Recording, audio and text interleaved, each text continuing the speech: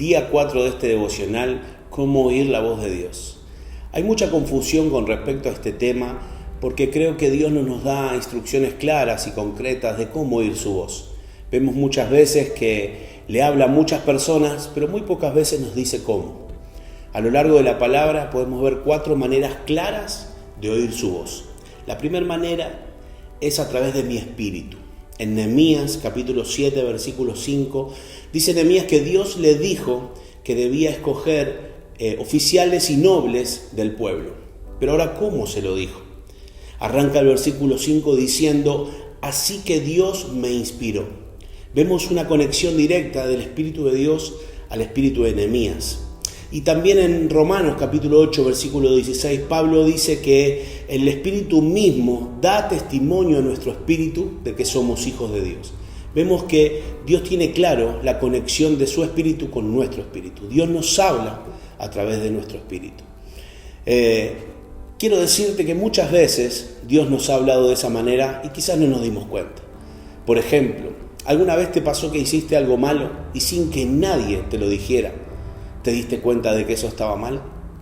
Bueno, ese es el Espíritu de Dios hablándote a tu vida.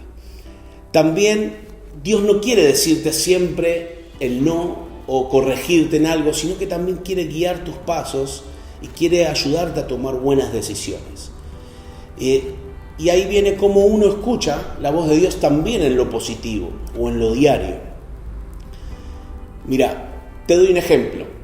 Un compañero de trabajo que quizás está pasando un mal momento, una mala situación, y Dios pone un sentir en tu corazón de acompañarlo, de escucharlo, de pasar tiempo con él, de animarlo, de hacer una oración.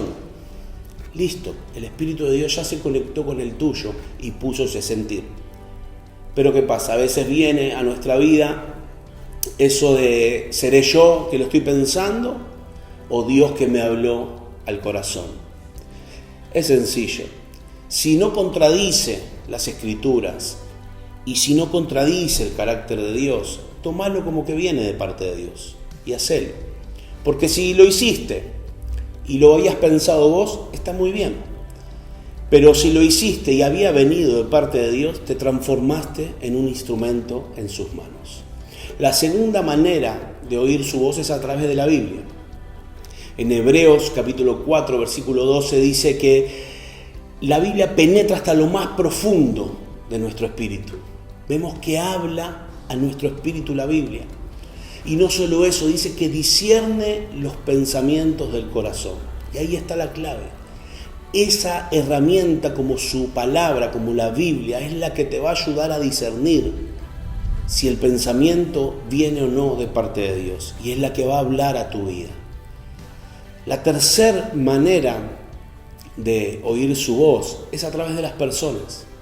Muchas veces me ha pasado de no haber sentido nada en mi espíritu, quizás no haber encontrado esa respuesta en su palabra, pero vino alguien y me habló y me dijo precisamente lo que yo necesitaba escuchar. Dios usa personas. Dios siempre usó y siempre va a usar personas para hablar también. Y quiero animarte a que no solamente seas aquel que recibe de parte de personas, sino que puedas ponerte en esa lista de las que Dios usa para hablarle a otros. La cuarta manera de oír su voz es a través de las circunstancias. Y esto la verdad que a mí me consuela bastante, porque puedo ver que quizás a través de mi espíritu no tuve claridad, a través de la palabra tampoco, a través de mi entorno o de las palabras de los demás tampoco pude encontrar claridad, pero a veces las circunstancias también hablan. Las circunstancias también hablan de parte de Dios. Y muchas veces, aunque quizás no es como pensábamos o no es lo que esperábamos, quiero decirte que Dios usó esa circunstancia para también hablarte y corregir ahí esa decisión, para que evitarte un problema mayor. Así que si estás viviendo esa circunstancia donde no te gusta o donde no era lo que esperabas, donde no era lo que necesitabas, pero y genera enojo o frustración, quiero que cambies eso y digas: Señor, gracias. Gracias porque me ahorraste un problema mayor, porque me libraste quizás de algo más peligroso. Así que quiero animarte que en este día puedas poner en práctica estas cuatro maneras de oír su voz y te puedas transformar en un oidor profesional de su voz. Dios te bendiga.